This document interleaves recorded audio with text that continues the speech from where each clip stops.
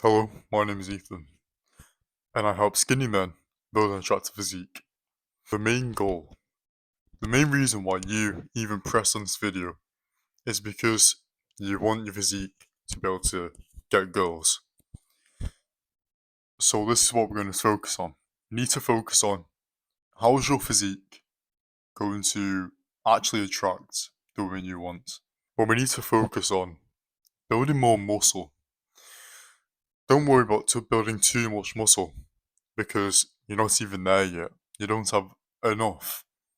So don't worry about building too much.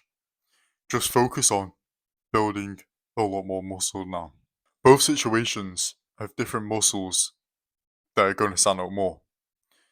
When you have your top on, the main muscles that are going to stand out, that are very obvious, is your biceps, your triceps, even your shoulders. Your shoulders will stand out. Your forearms, your neck. They're the main ones. Now, some of the not so obvious ones is your chest, traps, and your upper back. The upper part of your back, it stands out a lot. So much more than you really think, especially when you train it and you get lots of details in your upper back. There's not really too many muscles that do stand out when you're wearing a top that are actually covered. Like your abs don't show when you're wearing a top. Same as like you can't really see your V-taper so much with your lats. You can sort of see it if it's a compression top, but if it's just a casual top, you're not going to see your lats. And when it's with a top off, it's just every muscle, even your legs, because you're most likely going to wear shorts rather than jeans. So you have to train everything to be able to really stand out or even look good with no top on. So going back to attracting women, women are going to want you to be lean. You can't be lean just yet, because lean means that you have a lot of muscle as well as having a low body fat percentage. You need to build the muscle first, which means you're going to go through a period of being fatter. Trust the bulk. You're going to hate bulking, same as me right now. You're going to get fatter cheeks, the veins in your arms, your chest, maybe if you've got veins in your calves, even your knees, everywhere, they're going to go. All of them. Even most of the striations, like your quads, they're gone almost straight away. They're probably the first things that go. And then the things that sort of stay, like you won't see the striations in your chest so much. It's more of like your forearms, you see them, or through your biceps and your triceps, the line that separates them. That stays and it will go later on when you bulk further. But you need to just trust this process. You're not going to look good by any means. You're just going to get bigger. You can still be fairly aesthetic, but you're not going to be anywhere near the same as you will be after the bulk. This is why you need to have faith in the actual process of the bulking, because after the results will show, especially when you're training properly and you're eating properly. Just from watching these videos, you will learn how to do that. Now, I've spoken many videos about bulking, the perfect time to bulk, even like when you should start bulking from the very start of your gym journey, even up to the months that you should change the type of bulking you do from clean to dirty or dirty to clean bulking, even the big bulk.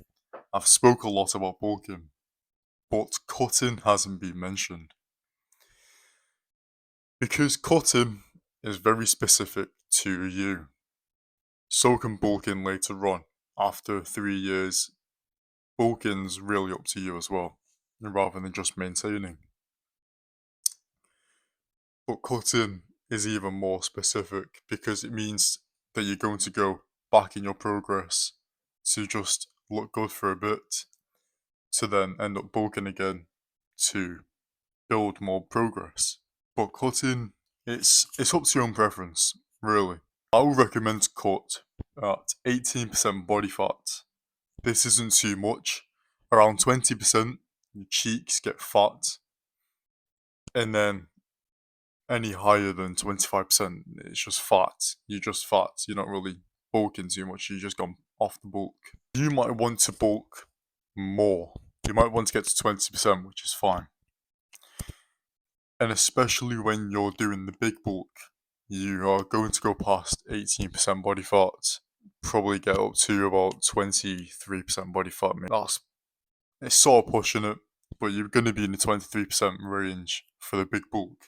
This is when, if you don't know what the big bulk is, this is when you just eat dirty food, clean food, you just eat a lot, and you just bulk the most you've ever bulked for a fairly big period of time, so that it pushes your progress ahead of everyone else's.